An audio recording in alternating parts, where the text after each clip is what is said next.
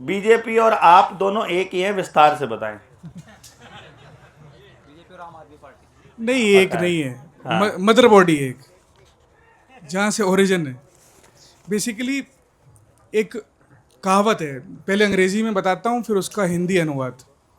When you have to rule a majority for a longer period of time, you have to convince the majority that you have been compromised, sacrificed, harassed by a certain minority over the period of years.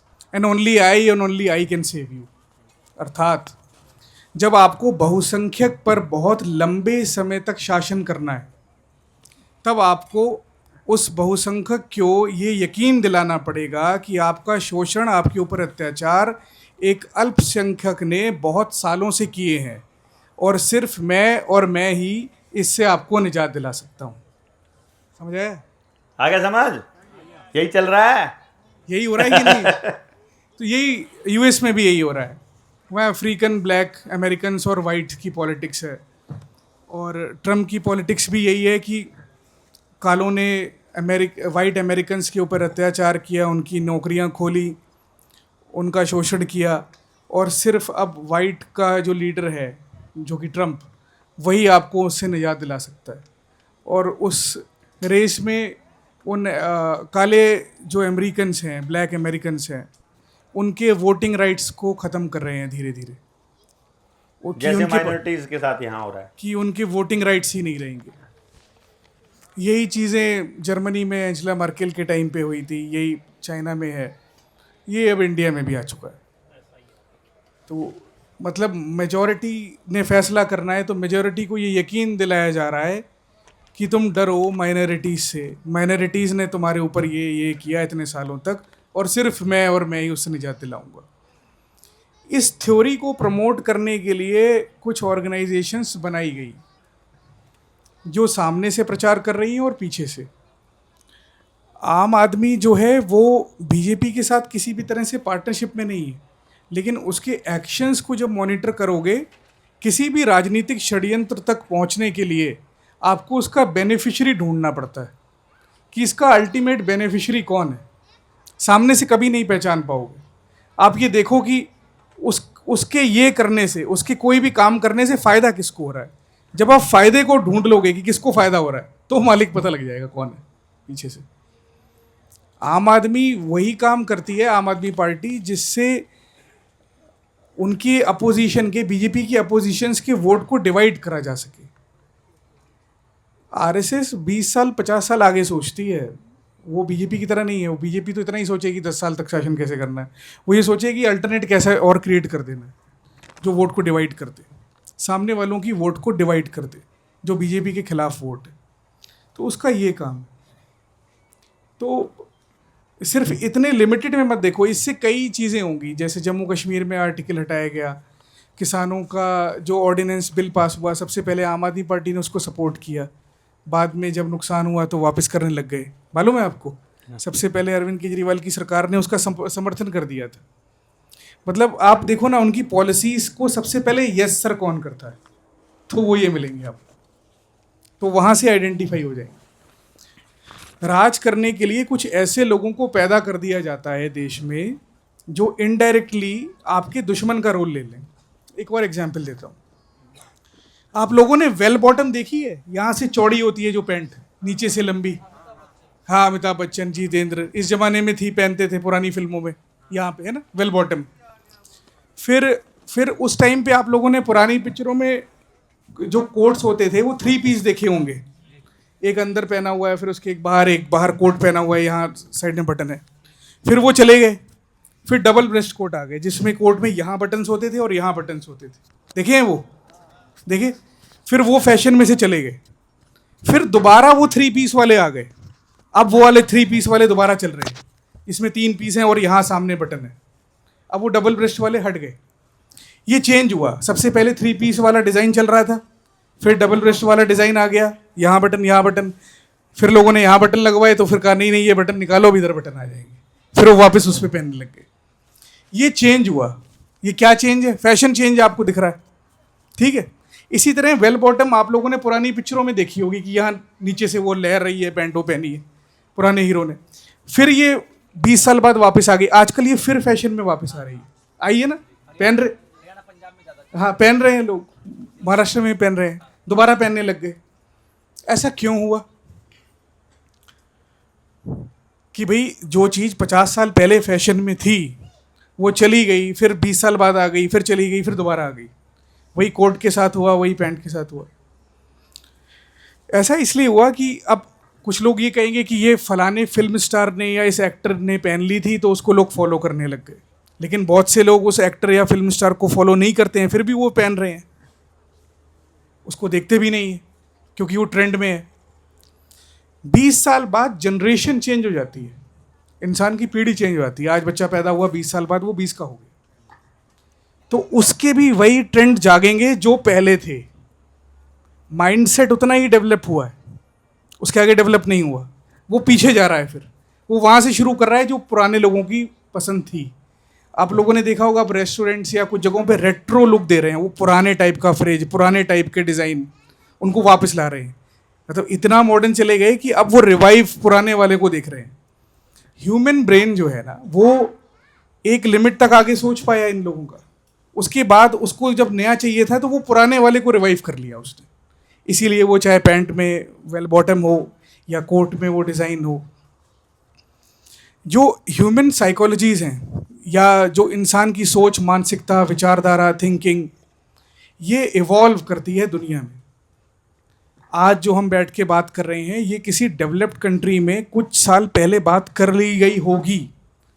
वो country सिर्फ हमारे से पैसे में या technology में नहीं आगे हैं, वो इंसानी ह्यूमन ब्रेन के डेवलपमेंट में भी आगे हैं, दिमागी तौर पे। उन्होंने जो क्राइसिस आज हम फेस कर रहे हैं या जो दिक्कतें सामाजिक तौर पे या बिजनेस के तौर पे या एज ए कंट्री के तौर पे आज हम फेस कर रहे हैं, वो उन्होंने कई साल पहले फेस कर ली, क्योंकि वो हर लेवल पे आगे। अब हिटलर का नाम सुना है आपने सबने? अब हिटलर की तानाशाही सोच थी, डिक्टेटरशिप रूल था, हम सब हिटलर का नाम जानते हैं। लेकिन उसी टाइम पर और भी तानाशाह मौजूद थे दुनिया में, जैसे मुसोलिनी, ये भी उसी टाइम पे मौजूद था और उतना ही डिक्टेटर था जितना हिटलर था, उससे कम नहीं था, लेकिन उसका नाम कम जानते। इसका मतलब ये कि जिस टाइम पे हिटलर का दौर था, उस टाइम पर तानाशाही का दौर था, जैसे वेल बॉटम का दौर, डबल ब्रेस्ट कोट का दौर, उसी तरह से सोच, मानसिकता, विचारधारा, थिंकिंग का भी दौर आता है। जब एक दौर था सेकुलरिज्म का, तब हिंदुस्तान का प्रधानमंत्री मनमोहन सिंह था और अमेरिका में कौन था? Barack Obama. दोनों लीडर्स माइनॉरिटी से आते हैं। मनमोहन सिंह सिख कम्युनिटी से आता है जो माइनॉरिटी है इंडिया में, और Barack Obama black African American था जो वहाँ पे माइनॉरिटी है। ठीक है, तो बहुसंख्यक किसी नहीं आ रहे थे। मतलब एक दौर है जिसमें ये कट्टरवाद, फांसीवाद नहीं है, लड़ाई झगड़े वाली थिंकिंग पीछे चल रही है। ठीक है, तब उस टाइम पे किसी भी धर्म या किसी भी एजेंडे को लेकर के चीज़ें नहीं चल रही। उस टाइम पे सेकुलरिज्म है, या आप कह लो कि एक दूसरे को गाली देने वाला दौर नहीं चल रहा कि भाई तेरा धर्म गलत है या मेरा धर्म सही है या सिर्फ मेरा ही सही है, ये दौर नहीं। तो जब ये दौर आया तो हिंदुस्तान में प्रधानमंत्री मनमोहन सिंह, और इसी तरह का प्रेसिडेंट यूएस में, इसी तरह का जर्मनी में, इसी तरह का फ्रांस में। कहने का ये मतलब है, जब लोगों का दौर, लोगों की सोच ये ट्रैवल करती है। अब आईफोन लेते, एक एग्जांपल देता हूँ टेक्नोलॉजी की। 5 साल 6 साल पहले आईफोन जब लॉन्च होता था अमेरिका में, 6 साल पहले, तब इंडिया में 10 साल पहले लगा, और 8 साल पहले जब आईफोन लॉन्च हुआ, कोई नया मॉडल उसका, तो वो इंडिया में साल बाद आता था, 1 साल बाद। अपने बंदे यहाँ से गए, वहाँ से लेके आ गए, वो अलग बात है, बट यहाँ बिकने के लिए नहीं आता था। ऐसा क्यों? क्या एप्पल कंपनी ये नहीं चाहती थी कि मैं इंडिया में भी अपना सामान बेचूं और उसके पैसे कमा लूं? उनको तो पैसा कमाने से मतलब है, उनका प्रोडक्ट है। फिर भी उन्होंने अपना प्रोडक्ट इंडिया में, हिंदुस्तान में नहीं बेचा। फिर कुछ साल बाद उन्होंने बेचना शुरू किया। तो जैसे अमेरिका में अगर आज नया मॉडल आया है तो 6 महीने 8 महीने बाद इंडिया में नया मॉडल आया आईफोन का। फिर धीरे धीरे ये टाइम कम होता रहा, फिर कुछ साल बाद वो 6 महीने अमेरिका में आज लॉन्च हुआ है तो 6 महीने बाद इंडिया में हो गया, फिर कुछ साल बाद 3 महीने इंडिया में हो गया, फिर 2 महीने में हो गया, फिर 1 महीने में। तो ये टाइम का फ़र्क था कि कोई चीज़ वहाँ पहले लॉन्च हुई, यहाँ बाद में हुई। खरीदार तो यहाँ भी बहुत थे, आज की डेट में तो पूरी बराबर की सेल है इंडिया की भी। तो क्या स्टीव जॉब्स या एप्पल को ये नहीं लगता था कि भाई इंडिया में भी बेच के प्रॉफिट कमाना चाहिए? क्यों नहीं बेचा?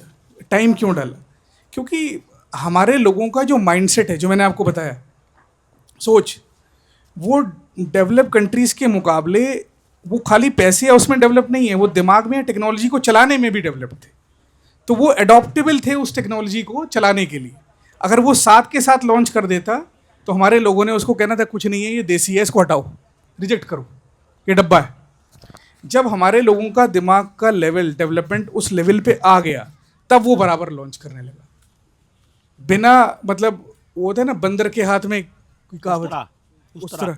तो वो इस तरह की चीज़ हो जाती, इसलिए उन्होंने लॉन्च नहीं किया।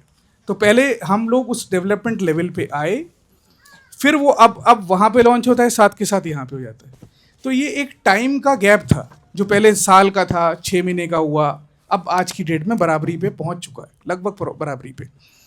इसी तरह से जो भी पॉलिटिकल एक्सपेरिमेंट अमेरिका में या यूरोप में करे जाते थे, वो बाद में साल 2 साल बाद यहाँ पे लाए जाते थे, कि पहले वहाँ चला लिए, कि उन पे चल गए, फिर यहाँ पे लाए। अब आज की डेट में साथ के साथ होने लग गए, सेम लेवल पे आने लग गई ये दुनिया, कि एक बेसिक लेवल है, इस पे सारे लोगों की अंडरस्टैंडिंग डेवलप हो चुकी है। तो इसी तरह से पॉलिटिकल आइडियोलॉजी या सरकार की जो भी आइडियोलॉजी होती है, जिस भी पॉलिटिकल पार्टी की, जैसे वहाँ पे लेबर पार्टी है, कंजर्वेटिव है, हमारे यहाँ सेकुलर कह लो आप, या कट्टरवाद वाली सरकार कह लो, इस तरह की, तो उस तरह की ही सेम सिमेट्री यहाँ पे बनती है। तो वो किसी लीडर या किसी पार्टी का दौर नहीं आता, दौर हमेशा लोग लेके आते हैं। अगर कोई पार्टी हिंदुत्व के नाम पे वोट ले रही है तो ये उस पार्टी का अकेला उसने वो माहौल नहीं बना दिया, ये माहौल लोगों ने बनाने के लिए तैयारी कर रखी थी, लोग उस दिशा में बह रहे थे, उन्होंने बस उसको शेप दे दी। वो हमें लगता है वो दौर ले आए, दौर कोई नहीं ला सकता, दौर अपने आप आता है, वो टाइम में। जब वो हिटलर का दौर था तो मुसोलिनी जैसे लीडर बने, उसी टाइम पे डिक्टेटरशिप वाले, तानाशाह वाले, उसी टाइम पे अगर कोई उस तरह की कट्टरवाद वाली राजनीति कर रहा है तो उसका दौर है। तो ये दौर बदल रहा है, अब वो चेंजिंग की तरफ है, और ये अच्छा टाइम है कि हम इस तरह की चीज़ को तैयार करें और लोगों को उसके लिए अवेयर करें, ताकि सिर्फ चंद लोग राज ना कर पाएँ, जिनको इसकी कैलकुलेशन का पता है कि अब किसका दौर आने वाला है। अब वेल बॉटम का दौर आने वाला है, डबल ब्रेस्ट का कोट का दौर आने वाला है, या अब हिंदुत्व का दौर आने वाला है, या अब किसका दौर आने वाला है। इस दौर को कैलकुलेट करने के बाद पॉलिटिकल पार्टीज कैंपेन डिज़ाइन करती हैं, जिससे सरकार बनाई जाती है। मैं यही सब करता था पहले, लेकिन बस हो गई मेरी, बहुत किया है। तो ये दौर की कैलकुलेशंस का जो मैकेनिज्म है, ये चंद लोगों के हाथ में था।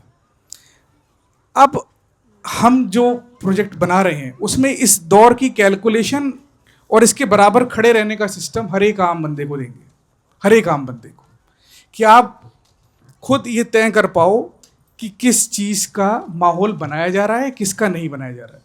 अभी चंद लोग बैठ करके किसी एजेंडे को सेट कर देते हैं कि भाई यहाँ पे 4 लोग बैठे, उन 4 बंदों ने तय कर दिया कि ये एजेंडा होगा इस देश का।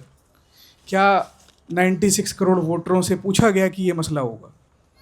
तो जो हम प्रोजेक्ट लॉन्च करेंगे उसमें ऐसा पूछा जाएगा, हिंदुस्तान के हर ज़िले में इस बात पे रेफरेंडम होगा कि क्या ये मसले के ऊपर इलेक्शन होना चाहिए या नहीं होना चाहिए, या आपको सड़क नाली और गली पे ही लड़ना है, या आपको एक मल्टी सुपर स्पेशलिटी कोई फैसिलिटी चाहिए, कोई इंजीनियरिंग की टेक्नोलॉजी सीखनी है, आपको कोई स्किल लेना है, क्योंकि स्किल बेस्ड ही जॉब्स हैं, डिग्री बेस्ड तो कोई जॉब है नहीं।